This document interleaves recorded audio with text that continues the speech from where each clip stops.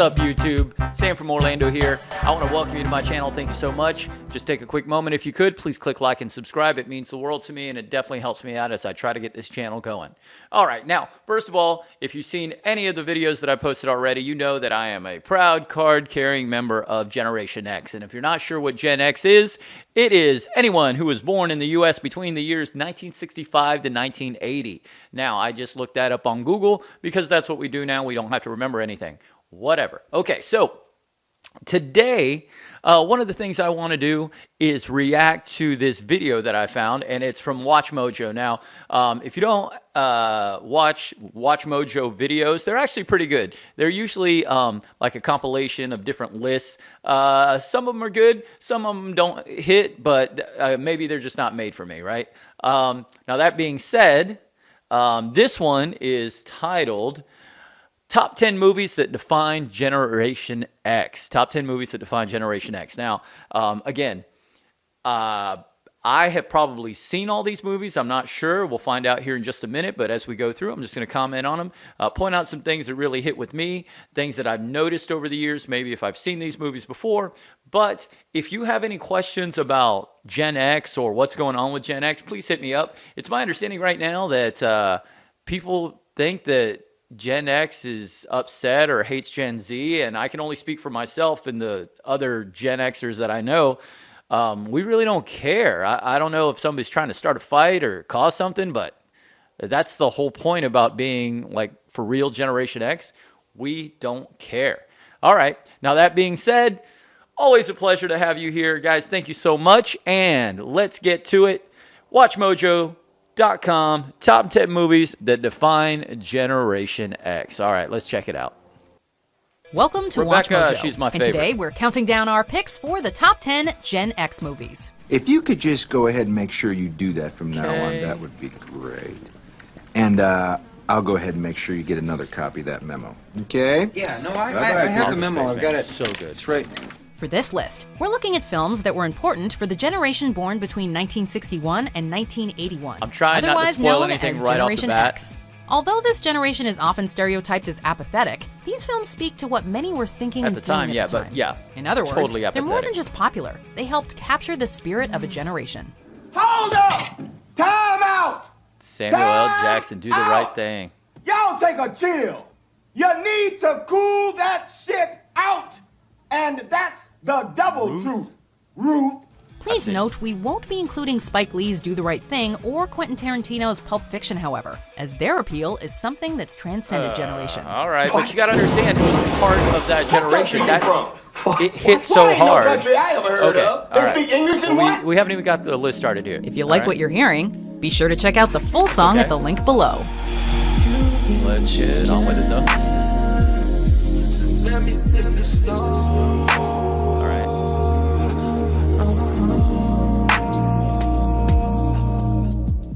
Number 10, Kids. Filmmakers Larry Clark and Harmony Korine are no strangers to controversy, and it was this 1995 film that first brought their unique and challenging ideas and visuals to the big screen. Kids tells a very simple story about inner-city kids and their experiences with sex, drugs, and boredom. This ties into the overarching apathy that many Gen Xers What's were up, feeling Rosario around this film, Dawson? while also serving as a dramatic shift from the feel-good kids films of the 1980s. Yo, what's Teddy her says name? what's up. You didn't want to speak to me, that dick.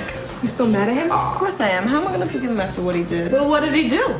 He stole her virginity. Karine's screenplay is harsh and unforgiving, while Clark directs the film with a lurid eye that raised critical eyebrows then, and continues to do so today. I thought you had a girlfriend. No, I ain't. Hold on. Just to let you guys know, when Kids came out, okay, so I grew up in a small town. It was like an hour and a half to get to a movie theater. Not that Kids would have been playing at that movie theater anyway, but when it came out on VHS, I rented it. Actually, a buddy of mine was working at a video store, the local, and I'm not talking Blockbuster. It was like a one-room, tiny little local video store. But he's like, hey, we got this movie. You got to check it out. It's crazy. So when I watched it, I was like, whoa. It was basically like they were legit following like teenagers around with just a video camera. I mean, it really hit hard, and it obviously had some very, very big future stars in it. We didn't know that at the time, but shout out to Rosario Dawson, right? she did such a great job. I mean, she's still around today as an actress. She's Ahsoka, man. All right. Anyway, enough of the nerd talk. Let's go on. Number 9 looks like it's Boys in the Hood. Number 9, Boys in the Hood. Realistic depictions of inner city life weren't exactly commonplace on the big screen in 1991. Did y'all hear the shooting last night? Yeah, I heard it. I got on my bed. Man, you a scary cat. My mama say, a bullet don't have no name on it. And perhaps that's why Generation X responded so intensely to writer-director John Singleton's feature directorial debut, Boys in the Hood. It's a coming-of-age tale, but told from a fresh and honest perspective, while covering thematic ground that was long overdue. Hold on. Oh, we got a problem here? Boys in the Hood doesn't sugarcoat or apologize for the life choices of its characters, and it makes us care about the story being told, even if there is a whole lot of gray area in between right and wrong. Moreover, Singleton's film introduced actors like Angela Bassett. All right, now Ice Cube had already been become well known as a member of NWA, and when he was cast for this role, a lot of people were wondering if he would be able to pull it off. He did such an amazing job. I mean, a lot of people, especially younger generations, know Ice Cube from like his family movies, but this is where my generation knows him from. He played Doughboy, which is crazy. There's a great scene where he's talking about all, the limited things that they can do in the pen. So while they're locked up in jail, and he's working out and he's reading. If you haven't seen this movie, I highly recommend it. Also, the soundtrack for this movie is phenomenal. Yeah. So if you haven't seen Boys in the Hood, all I can say is, Ricky! That will 100% make sense if you're my age or if you see the movie soon. All right, back to it. Punk might start tripping. Man, that's the food from Crenshaw. Hey, I even got my gap. Number 8, Office Space. Mike Judge had already endeared himself big time to Gen Xers with his hit animated series Beavis and Butthead before jumping to the big screen, so it makes sense that his first live-action feature film also resonated with them. Office Space came at the right place and the right time, capturing the desire of Generation X to break away from the dreary 9-to-5 doldrums. We have sort of a problem here. Yeah, you apparently didn't put one of the new cover sheets on your TPS reports. Oh, yeah. I'm sorry about that. I forgot. Sure, the film achieves this end with a whole bunch of great satire and quotable humor, but Office Space, like many Mike Judge projects, is a lot smarter than it might seem at first glance. Tell me about it, man. Oh, I gotta wake my ass up at 6 a.m. every day this week. Drag up to Las Galindas. Yeah, I'm doing the drywall up there at the new McDonald's. Many comedies seem dated right after they hit theaters, but Office Space continues to strike nerves and funny bones years later. Looks like you've been missing a lot of work lately. Missing it, Bob. I wouldn't say I've been missing it, Bob. So quotable. And to younger generations, I apologize if your dad or your mom just quotes that movie incessantly. And for one thing, I was reaching adulthood as close as I'm ever going to get when it came to that movie. And it really hit hard because I was getting to the age where I had to make decisions on what my future was going to be like, both personally and career-wise. Yeah. And if you watch it, it still holds up today. If you've ever worked in an office environment, I assure you, you've experienced what is happening in that movie. And I don't want to spoil it, but let's just say, if you do watch it, really pay attention to the end. All right, let's keep going. Looks like number 7 is Singles. 7. Singles. Singles was another hit for former Rolling Stone writer and Fast Times at Ridgemont High screenwriter Cameron Crowe, and an example of just how adept the director was at connecting with young people across generations. I'm 23. Remember how old 23 seemed when you were little? I mean, I thought people were going to be traveling in airlocks and I would have 5 kids. Generation X was the intended target this time, and with grunge rock at an all-time high, Singles hit a bullseye by setting its romantic comedy story in Seattle. Steve, will you just follow your instincts? I mean, don't treat this like casual sex. Casual sex doesn't even exist anymore. It's lethal, it's over. There are few movies more 90s, quintessentially 90s than this one, right down to members of Soundgarden and Pearl Jam appearing as supporting characters. If you were Gen X and you'd probably try to have a sister. Okay, so the haircuts and fashion choices in Singles probably haven't aged all that well, but for viewers of a certain age, Cameron Crowe's story just hits all the right wistful buttons. Hang on. First of all, again, amazing soundtrack to Singles, right? But here's the thing that I had issue with. I was in my first year of college when this movie came out, and the only issue I really had with it was that the people in the movie that were supposed to be close to my age, maybe just a little bit older, looked like they were already in their mid-30s. And that's something that just, it didn't feel right. Again, it had Pearl Jam, and members of Pearl Jam in it, had members of Soundgarden in it. I think Alice in Chains was performing in one of the scenes, in like a club scene. It was in Seattle, which was the mecca of music at that time. But again, they looked a little old, so it was kind of hard to relate. Cameron Crowe, amazing writer and filmmaker. Can't hold anything against him, but still, that's the one knock I have on it. That being said, if you find it on VHS, or maybe you can stream it, go for it. All right. Empire Records. Number Let's talk 6, about this one, Empire right? Records. So, is working in a record store really like living out Empire Records? Well, no, it's not. But that didn't stop an entire generation of people from daydreaming about the kinds of adventures and lives, drama and all, that these very cool and very pretty people enjoyed on a daily basis.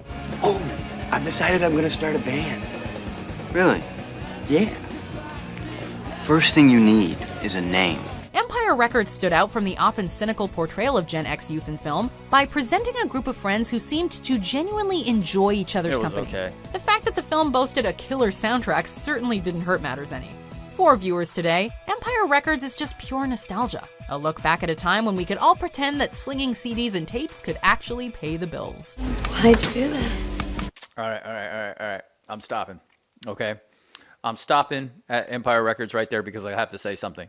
It felt like when Empire Records came out, and don't get me wrong, it's got a big following. A lot of people liked it, but that was kind of when there was like the transition from what seemed real to like it felt a little like corporate America was getting into the whole grunge alternative scene of the early 90s and then in the mid 90s, and it was getting homogenized and just kind of cranking out what we think young people want to see or people that they can relate to. It was almost a little forced, and again, that's just my opinion. If you disagree or you agree, hit me up in the comments. Let me know.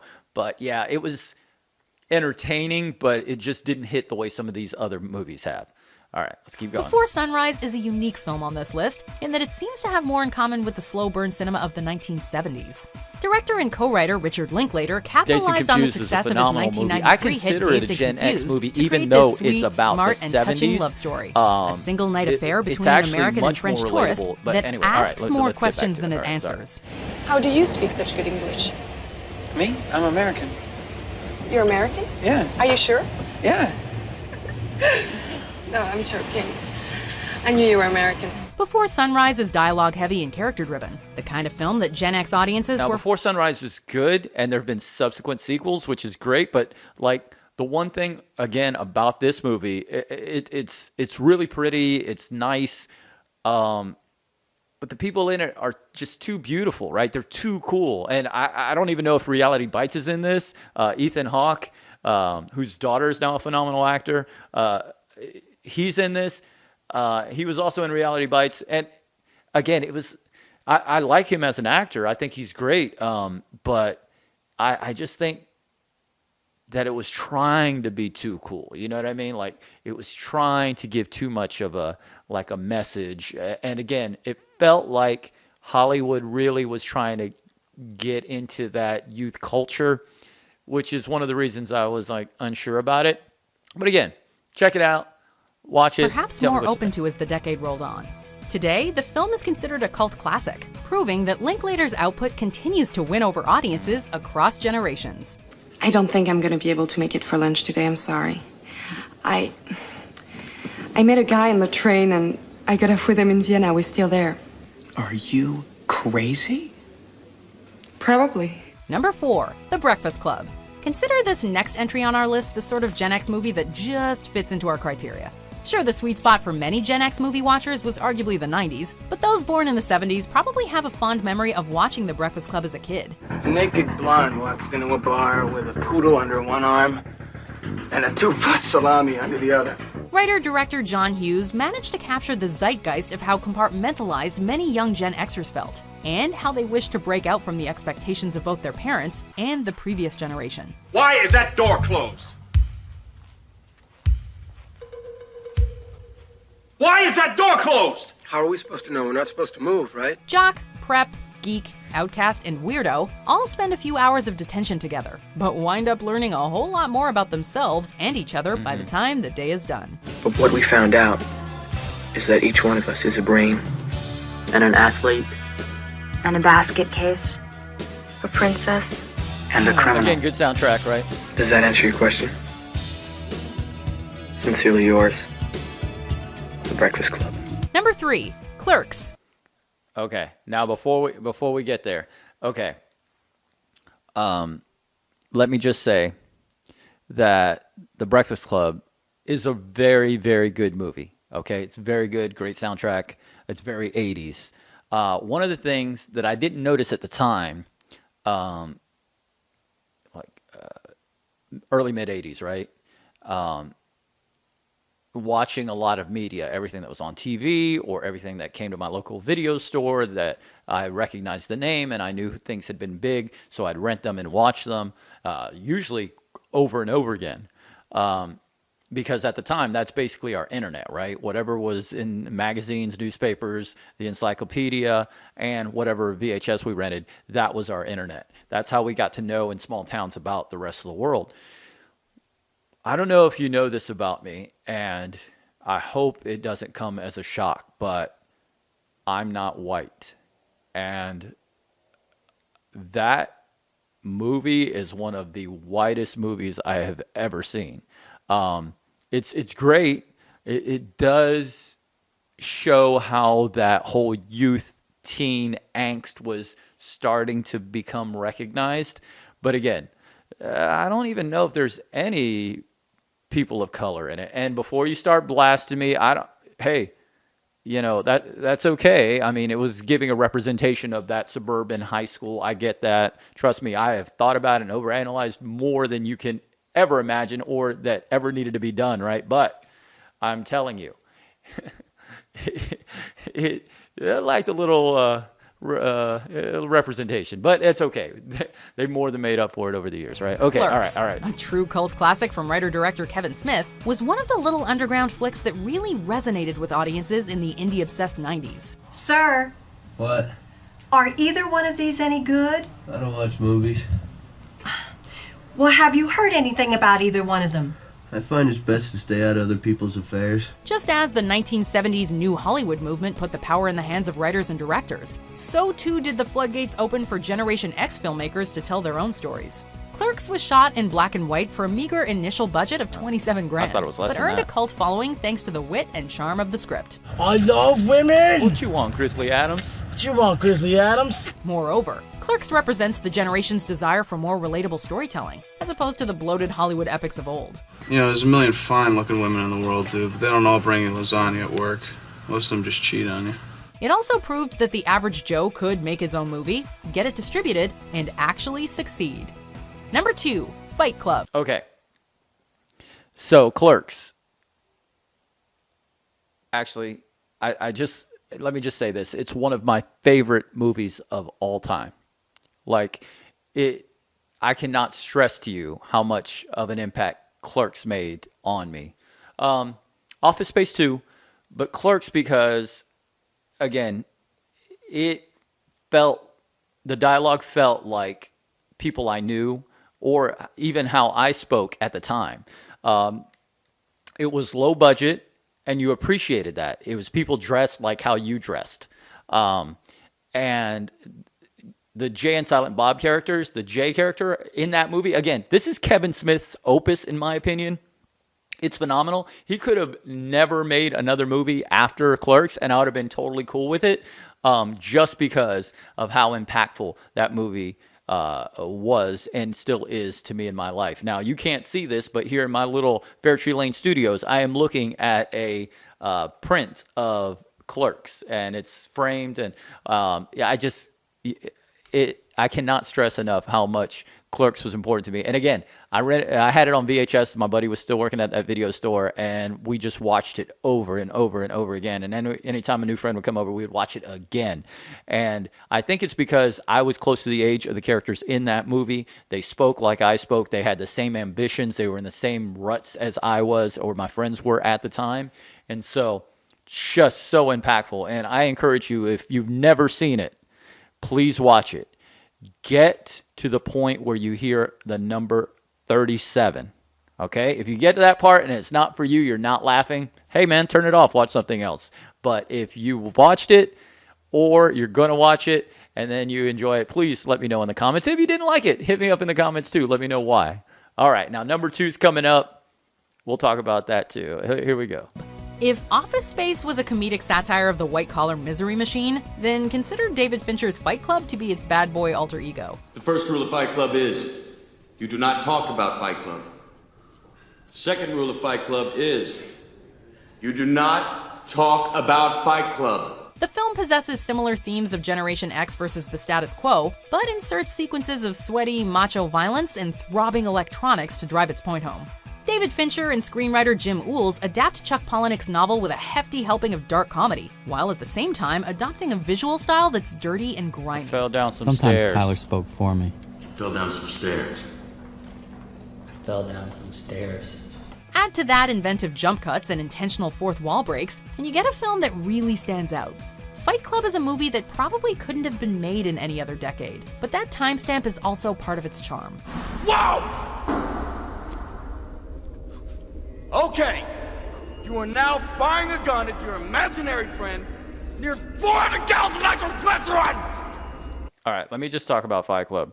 The very first time my fiance at the time, future wife, watched that movie, we were like, this is messed up. This is weird. I don't know what's going on here. However, when we watched it again a little later, it got better and better and better. And I don't know if that's because we were, trying to take it all in, seeing beyond the surface level, or just trying to understand it better.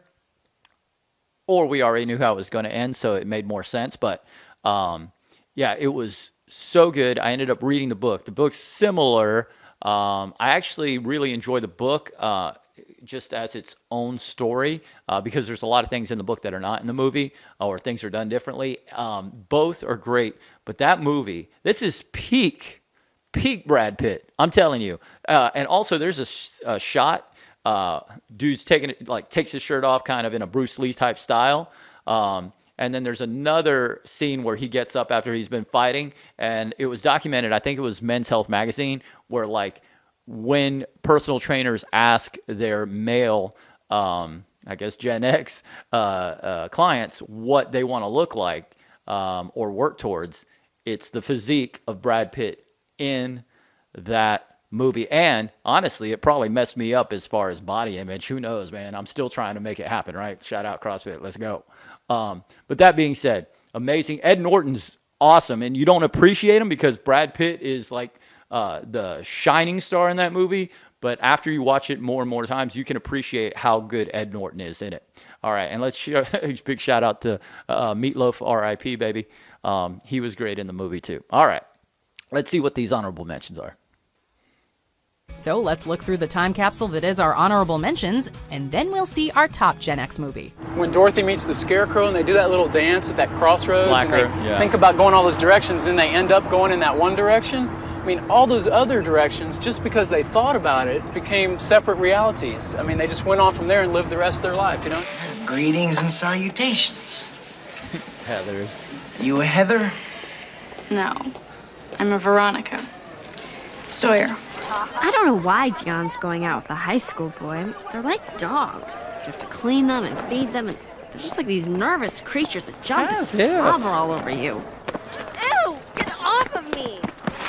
Ugh, as if. Again, at this point, it felt like Hollywood, again, big money was getting into that youth culture, trying to be counterculture, but they were still great. They were still great. Slackers was good on its own, but at that point, it was like not a stoner movie, but it felt like stoners had a lot to do with like some of the dialogue, or maybe whoever wrote it, like just hung out with all his smoking buddies and just recorded what they were saying. Anyway, all right, I see Warnings World on here, so let's get back to it. Okay, that's all the time we have for this week. Until then, good night! Party on, Wayne! Party on, Garth! It's Wayne's World! Wayne's World! Party time! Excellent!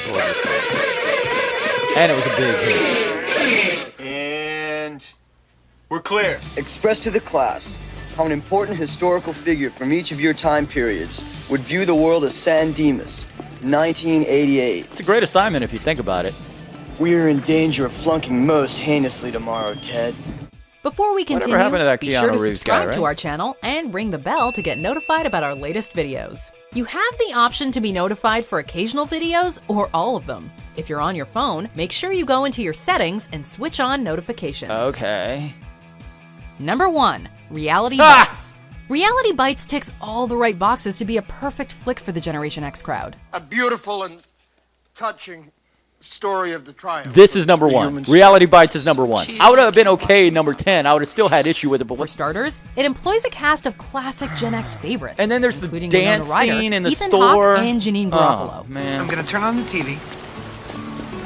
And there Brian Gumble will be, and he'll say, today we have with us the Pulitzer Prize winning documentarian Lelena Pierce. Second, it's a meta sort of movie that's about filmmaking, as Ryder's character works on I mean, a documentary Ben Stiller was in it. It detailing was his life movie. and love in the 90s. I love Ben Stiller. Finally, He's great. Themes of Tropic gay Thunder, rights, am I right? AIDS awareness, and listless apathy all fall perfectly in line with what many in Generation X were feeling at the time. Yeah, well, I forgot. I'm not qualified to talk to you. I'm sorry I can't be Mr. Hey, look at me, I'm Buddha on the mountaintop. Reality Bites is a perfect storm of sorts. A Winona pleasantly Ryder, dated man. kind of film that's of its She time was in like the best possible the it way. girl of that era. Do you agree with our picks? Let us know in the Most comments. of 'em. And hey, if you're a fan of the song playing right now, be sure to check out the music video for it right here. All right. So I was cool with most of the top 10 list there, but number 1, Reality Bites. I mean, yeah, it was Ben Stiller. He was young Ben Stiller. He had already had this Ben Stiller show. He's a really great actor, filmmaker, writer. But Reality Bites number 1, I mean, is that just messing with us in Gen X? To be, dude, if you were there, you'd know that that movie was just pushed too hard, like from a commercial standpoint. It kind of went against what like people who felt they were truly Gen X were about. I mean, again, number 10 would have had no issue with it, but number 1, are you kidding me? Over Clerks, Fight Club, Office Space? That's insane. I mean, I would have taken Breakfast Club over that. I would have taken any, and again, I get they left Do the Right Thing out, okay, again, great soundtrack. They left Pulp Fiction out. I mean, okay, but you have no idea if you weren't there in '93 how impactful that movie was. I went to the theater. I was up here in Orlando in college. I went and saw it 7 times just because it was so different, just because it changed the game. Again, amazing soundtrack. But Reality Bites, I mean, come on. Again, nothing really against the actors, the performers in that movie, but it just tried to hit too many things, right? It tried to be like, let's think about your career or what's really important, or hey, don't forget about AIDS and the AIDS test and all. I mean, yes, all very, very important issues, but the way they did it, I don't know, man.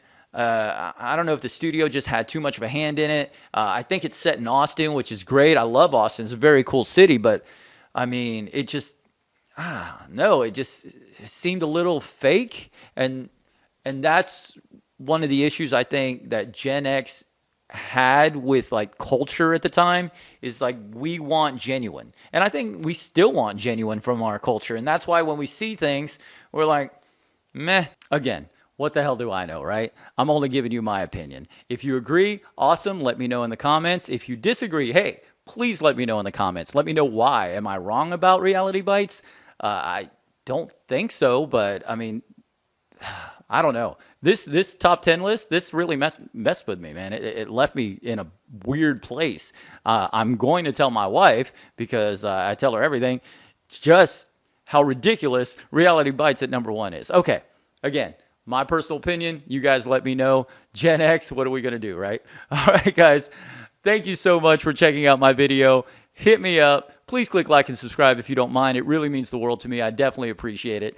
In the meantime, stay amazing. You guys have an amazing day, and we'll see you next time. Bye.